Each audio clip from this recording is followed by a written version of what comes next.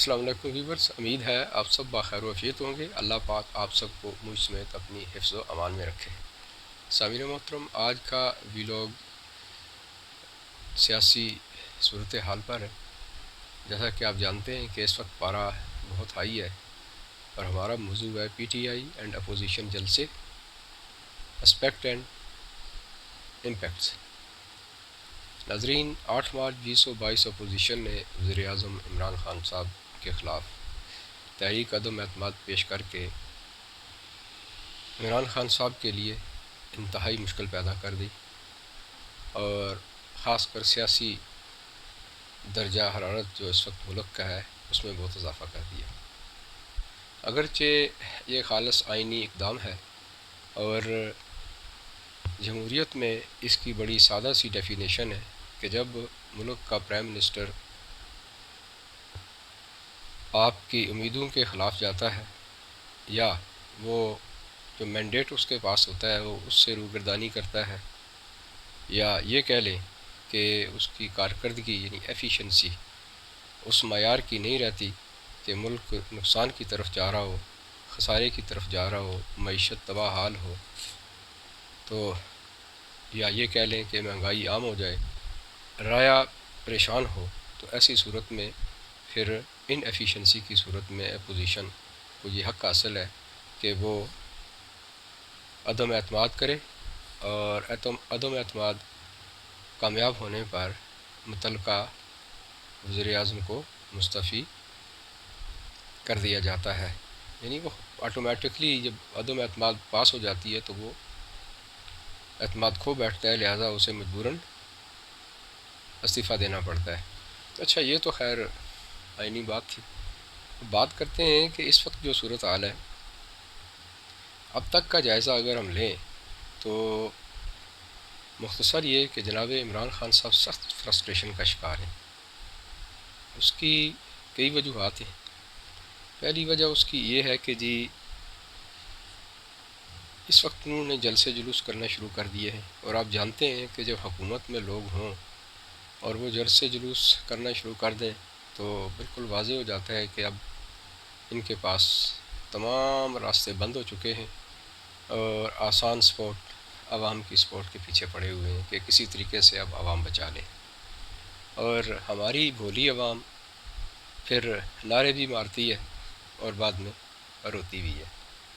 یہ ہماری تاریخ ہے، ہسٹری ہے ہماری۔ ایک تو وجہ یہ ہو سکتی ہے اور یہ نظر آتی ہے۔ دوسری یہ ہے کہ اسی پیریڈ کے دوران ان جلسوں میں جناب عمران خان صاحب اپوزیشن کے خلاف انتہائی غیر سنجیدہ قسم کی گفتگو کرتے نظر آ رہے ہیں۔ یہ بھی فرسٹریشن کی ایک قسم ہے۔ جب بولنے کو کچھ نہ ہو تو پھر کردار کشی کی بات آ جاتی ہے۔ کردار کشی کے ساتھ ساتھ اور بھی بہت ساری چیزیں آ جاتی ہیں جو اس وقت ہم دیکھ رہے ہیں۔ دوسری یہ بھی کہ برے القابات اور دھمکیاں۔ برے القابات تو نام کی حد تک ہو گئے، لیکن دھمکیاں یہاں تک کہ نشانے پر لینا، بندوق کے نشانے پر لینا وغیرہ وغیرہ، یہ کوئی ان کی ذاتی جنگ نہیں ہے، یہ قومی معاملات ہیں اور وہ قوم کے لیڈر ہیں۔ اس وقت کوئی مانے یا نہ مانے، ان کو اپنی گفتگو کے اندر بھی وہی کچھ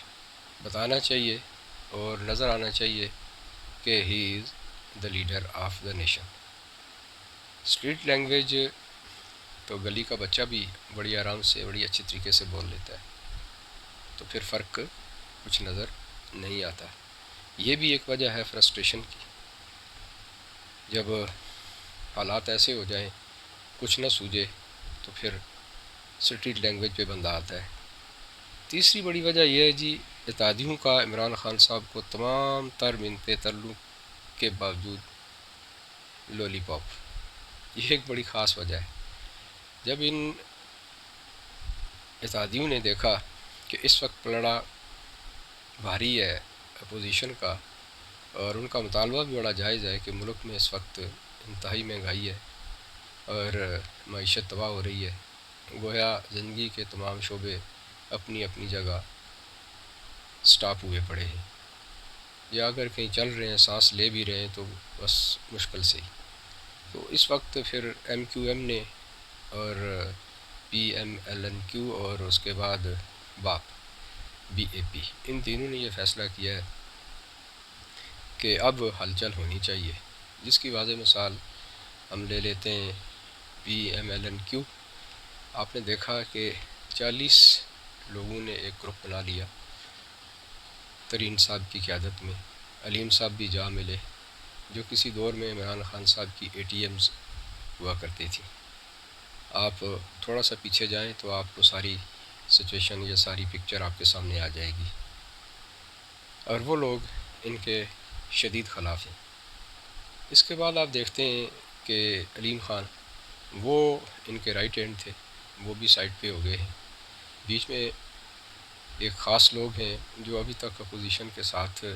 ان کی گٹھ جوڑ ہے، وہ سامنے نہیں آ رہے، اور وہی سب سے بڑی وجہ ہے۔ 20 کے لگ بھگ وہ لوگ ہیں جو عین وقت کے اوپر سامنے آئیں گے، اور انہی کی تلاش میں یہ جلسے جلوس سارے ہو رہے ہیں۔ اور یہ جو لینگویج یوز کی جا رہی ہے، یہ جو دھمکیاں دی جا رہی ہیں، خاص کر فواد چودھری صاحب نے جو دھمکی دی ہے کہ 27 مارچ کو ہم جلسہ کریں گے ٹی چوک میں، اور وہیں سے گزر کے لوگ جائیں گے ووٹ دینے کے لیے، تو پھر ہم دیکھیں گے کہ واپس کیسے گزرتے ہیں وغیرہ وغیرہ۔ گویا یہ ان کا ایک آئینی حق ہے، اس آئینی حق سے محروم کیا جا رہا ہے۔ اگرچہ یہ رولنگ بھی موجود ہے کہ کوئی بھی پارٹی لیڈر اپنی کسی بھی رکن کو کسی بھی وقت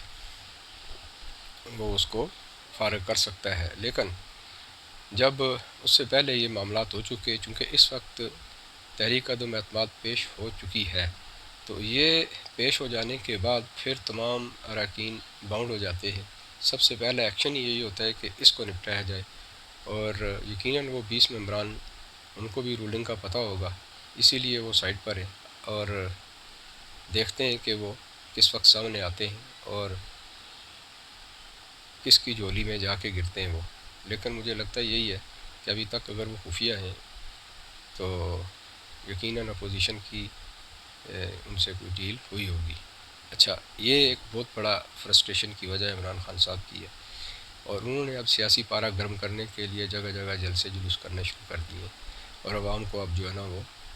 جس طرح 2014، 15، 16، 17 اور 18 تک وہ یہ کرتے آئے، ابھی بھی انہوں نے یہی رکھنی شروع کی ہوئی ہے، جو کہ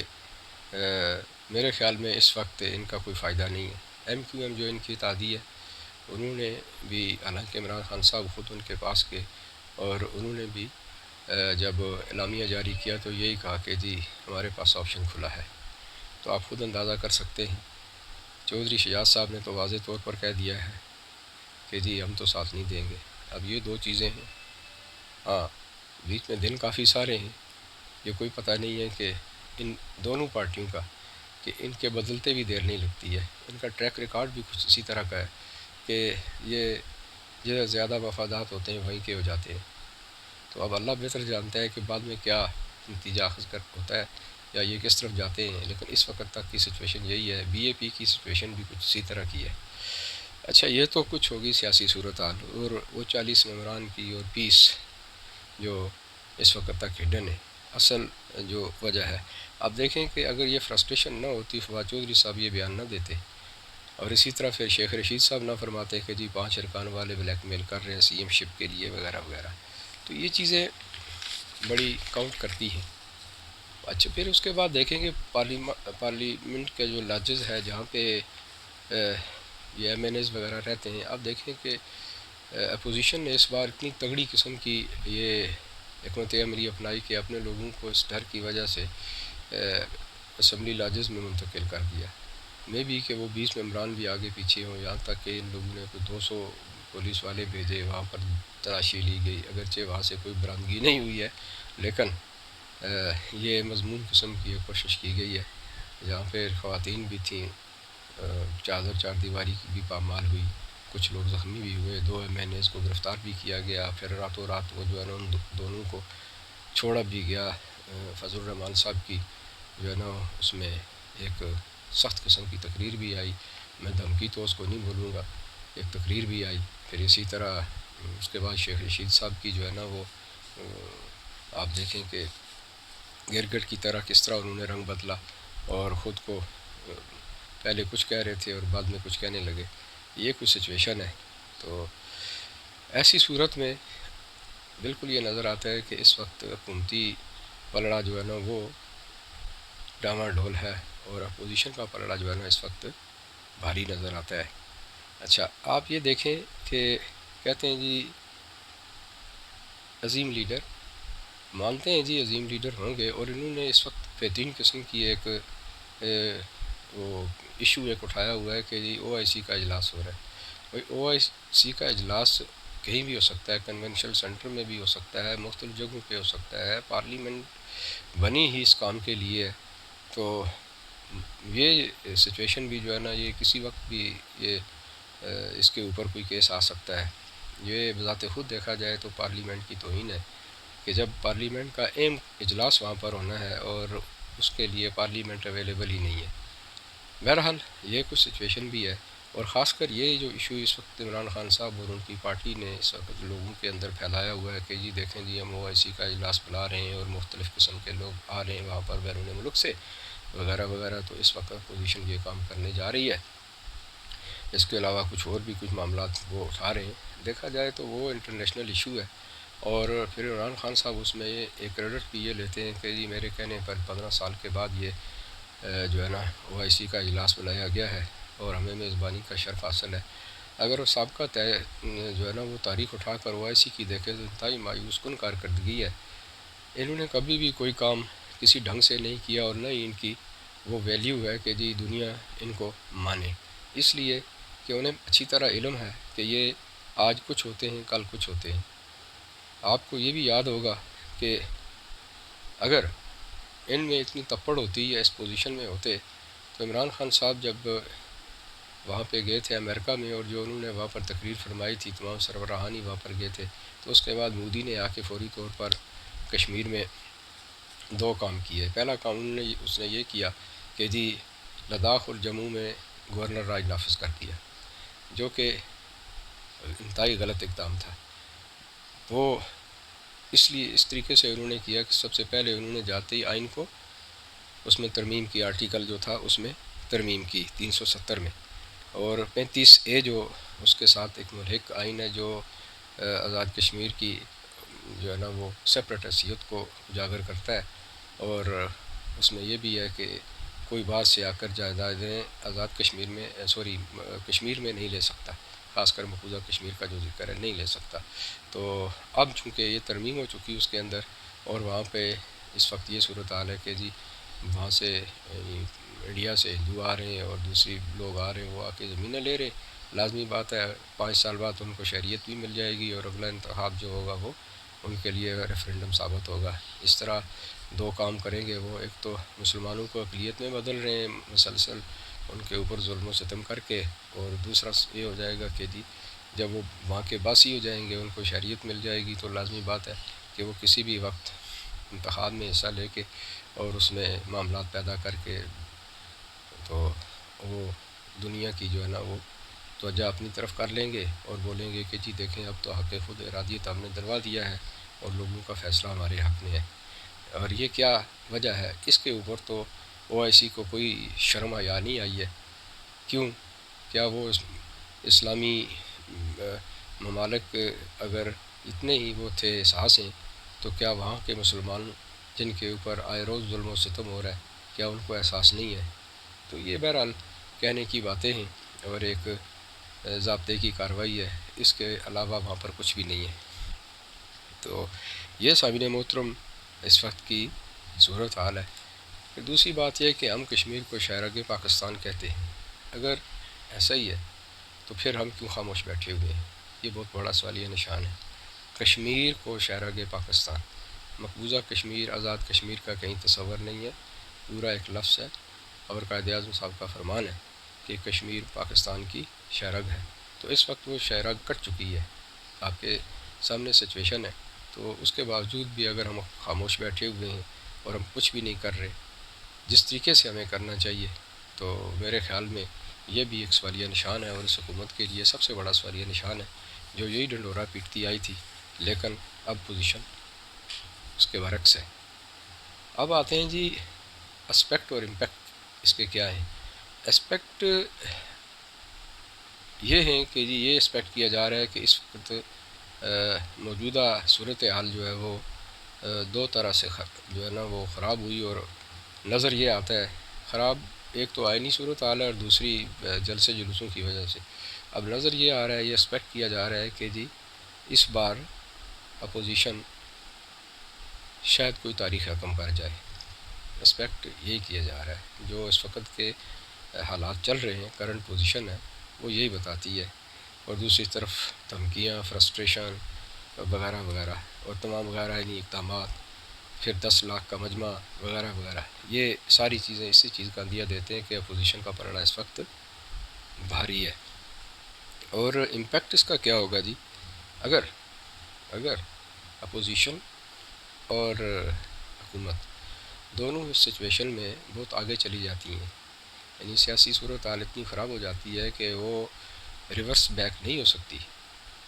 نتیجے میں ملک میں انارکی پیدا ہو جاتی ہے، انارکی کے سبب وہاں پر کوئی تصادم ہوتے ہیں یا کچھ معاملات ہوتے ہیں، تو پھر آپ اچھی طرح جانتے ہیں کہ پھر اس کا امپیکٹ کیا نکلے گا۔ اس کا یہی نکلے گا کہ پھر آپ کو پتہ ہے کہ ایک پیغام آئے گا، میرے پیارے ہم وطنوں، اور آخر پہ پھر آپ سمجھتے ہیں یہ بھی کیوں ہوگا؟ یہ اس لیے کہ بامر مجبوری فوج کبھی بھی، یہ تاریخ بتاتی ہے کہ فوج کبھی بھی خود سے نہیں آئی ہے، جب بھی آئی ہے کچھ نہ کچھ عوامل سیاسی لوگوں ہی نے پیدا کیے، کچھ نہ کچھ معاملات سیاسی لوگوں ہی نے پیدا کیے، ان کی ان ایفیشنسی کی وجہ سے فوج کو انٹروین کرنا پڑا ہے۔ اور جب دیکھا گیا کہ جی حالات اس وقت انتہائی خراب ہیں، تو اس پیریڈ کو لانگ بھی کیا گیا وغیرہ، یہ ایک لمبی ڈیٹیل ہے۔ بہرحال یہ ہے کہ مورد الزام اگر جو 3 دفعہ ماشاء اللہ اس ملک میں آیا تو وہ سیاستدان ہی ٹھہرائے جائیں گے، کیونکہ جب یہ خود لڑیں گے، ان میں وہ سخت ہی نہیں ہوگی، سمجھ بوجھ ہی نہیں ہوگی فیصلے کرنے کی، تو پھر لازمی بات ہے، آپ خود سمجھتے ہیں کہ جس گھر میں لڑائی ہو تو پڑوسی فائدہ اٹھاتے ہیں،